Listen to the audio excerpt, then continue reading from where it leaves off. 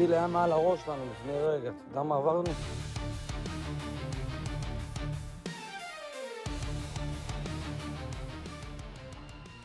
From Tehran to the Gulf, Iran has launched Wave 64 of Operation True Promise 4, marking a sharp escalation in the conflict. The operation targeted oil facilities linked to the United States across the region and was carried out under the code O Sahib al-Zaman. Iran says the strikes followed what it calls a deceptive enemy attack earlier in the day on its own energy infrastructure. In the name of Allah, the most gracious, the most merciful. Wave 63 of Operation True Promise 4, targeting oil facilities linked to the United States in the region, was carried out with full force under the code O Sahib al-Zaman. May Allah hasten his reappearance.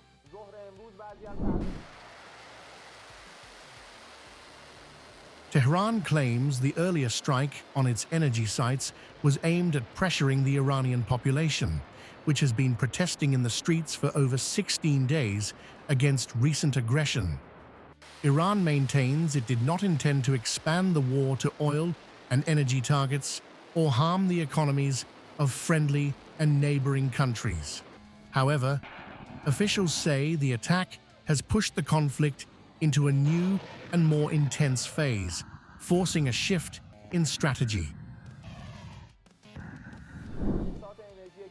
The Islamic Republic of Iran did not intend to expand the scope of the war to oil facilities and did not wish to harm the economies of friendly and neighboring countries. But with the enemy's aggression against energy infrastructure, the conflict has entered a new and intense phase, and we were forced to strike energy facilities linked to the United States and its shareholders.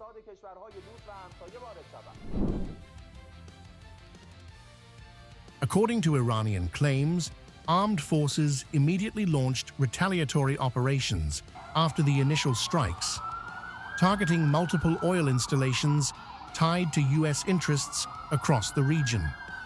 These facilities were reportedly set ablaze in what Tehran describes as a heavy reciprocal operation designed to match the scale of damage inflicted on Iran. Officials have issued a direct and escalating warning, saying the response is ongoing and far from complete. We once again warn the enemy that it has made a grave mistake by attacking the energy infrastructure of the Islamic Republic of Iran. The response is underway and is not yet over. And if this aggression is repeated, attacks on your and your allies' energy infrastructure will continue and will not stop until their complete destruction. And our response will be far more severe than tonight's attacks.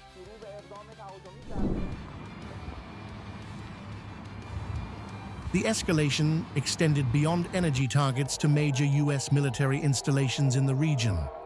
Iran claims it struck Al Dhafra Air Base, Al Udeid Air Base, and the headquarters of the U.S. Fifth Fleet in Bahrain's Mina Salman, in what it describes as a combined missile and drone assault. Command centers, hardened shelters, fuel depots, equipment hangars, early warning radar systems, and key runway infrastructure were all targeted in a coordinated strike.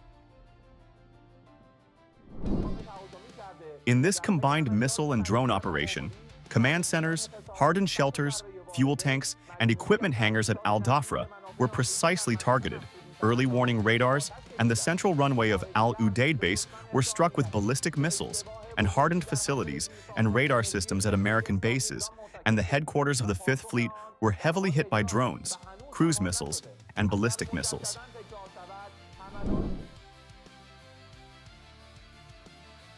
In parallel, Iran says its aerospace forces targeted Israeli military deployment centers in the southern occupied territories using a multi-warhead missile, claiming distinct impact results. Back in Iran, air defense systems reportedly intercepted and destroyed enemy drones over Tehran, with officials stating that most incoming UAVs have been neutralized before completing their missions. The message from Tehran remains firm. Operations are ongoing and escalation remains on the table.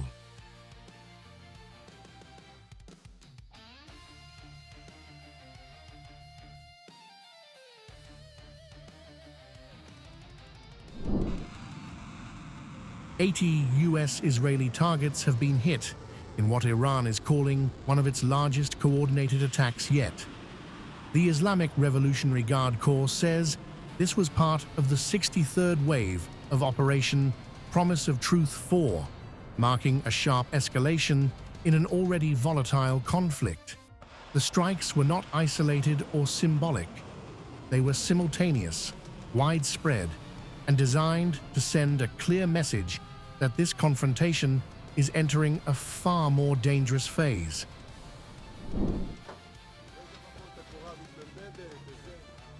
According to the IRGC, a total of 80 military and military support locations were targeted across Israel, stretching from the densely populated Tel Aviv region to central and southern zones.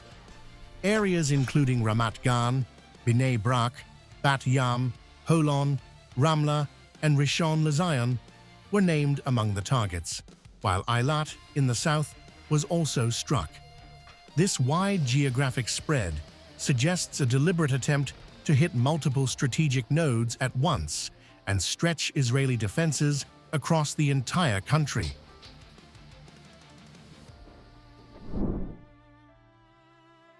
At the same time, northern Israel came under heavy and sustained pressure.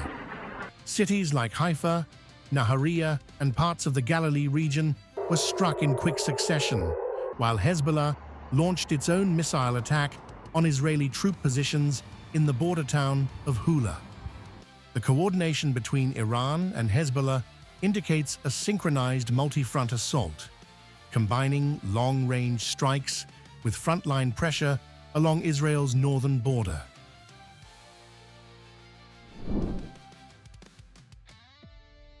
Iran claims the attacks involved precision-guided missiles, systems capable of carrying multiple warheads, and destructive drones, all deployed in a concentrated barrage. Within just 1 hour, 3 separate missile attacks were carried out, contributing to a total of 6 strike waves reported since the morning. The scale and timing point to a saturation strategy aimed at overwhelming Israel's air defense systems and maximizing impact across both military and urban zones. We have air defense systems, and I can already say they are among the best in the world. This is proven. Unfortunately, the defense is not airtight. We use our systems to intercept these missiles. These cluster missiles are a war crime if this terrorist regime targets them at population centers. There is no difference from a regular missile except for its dispersion.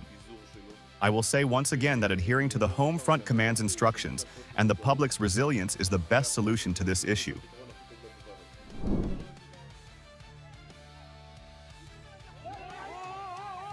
But the escalation did not stop at Israel's borders.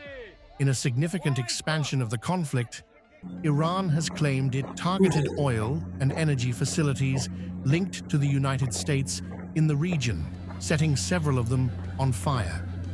Tehran says this was a direct response to attacks on its own energy infrastructure and has framed it as a forced shift into a new phase of warfare, one that now includes economic and energy targets.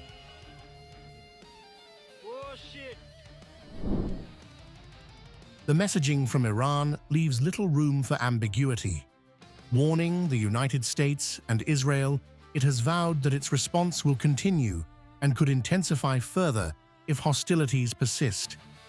With missile strikes across Israeli cities, Hezbollah opening a northern front, and US-linked energy infrastructure now in the crosshairs, the conflict is no longer contained. What is unfolding is a rapidly expanding regional crisis with the potential to spiral into a much larger war.